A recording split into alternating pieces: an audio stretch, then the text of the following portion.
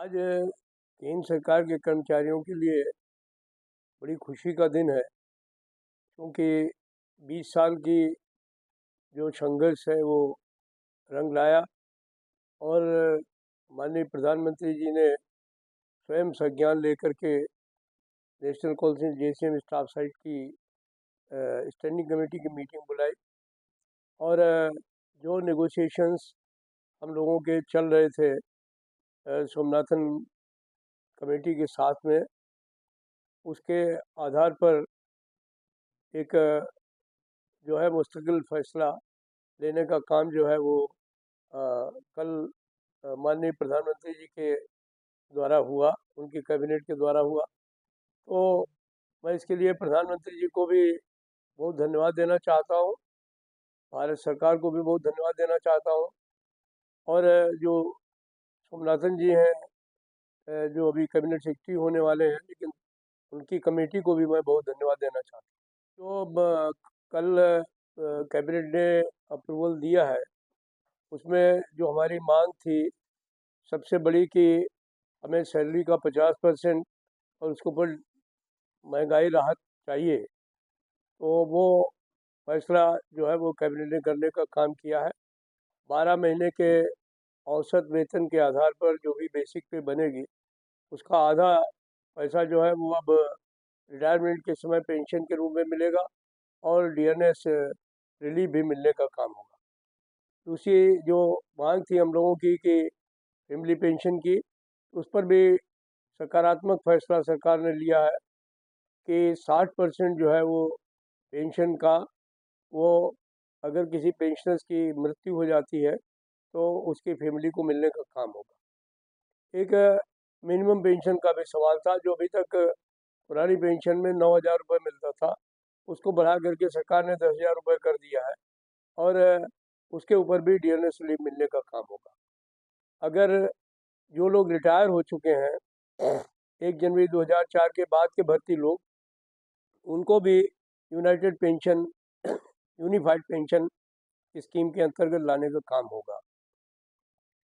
जो एक तरीके से रिटायरमेंट के समय पीएफ मिलता था लोगों को, तो उसके बजाय सरकार ने हम लोगों की मांग ये मान ली है कि रिटायरमेंट के समय कार्पस से उनको जो है वो करीब जो है वो एक लमसम अमाउंट जो है वो रिटायरमेंट के समय दिया जाएगा, ताकि वो खाली हाथ अपने घर नहीं जाए। एक सरकार का ये भी है कि उनको कार्पस में एश्योर्ड पेंशन देने के लिए अभी तक जो 14% देते थे, उसको अब 18.5% देना होगा और ये भी तय हो गया है कि कर्मचारियों के ऊपर इसका कोई बोझ नहीं डाला जाएगा। हर 3 साल के बाद इसको रिव्यू किया जाएगा और अगर कार्पस में कोई कमी आएगी तो उसकी भरपाई जो है वो भारत सरकार करेगी।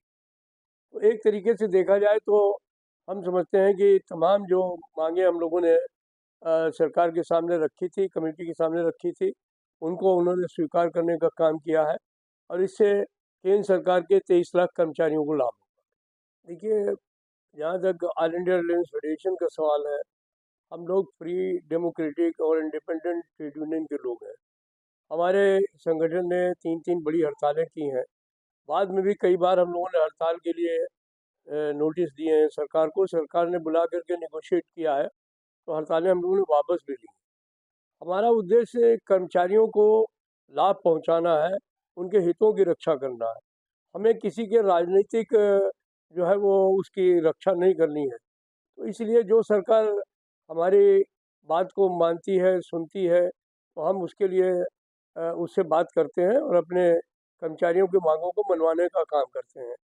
इस सवाल को लेकर भी कुछ साथी हो सकते हैं कि जो ये कहें कि नहीं नहीं, ये स्कीम अच्छी नहीं है, ओपीएस की ही बहाली होनी चाहिए, तो वो एक राजनीतिक मुद्दा है।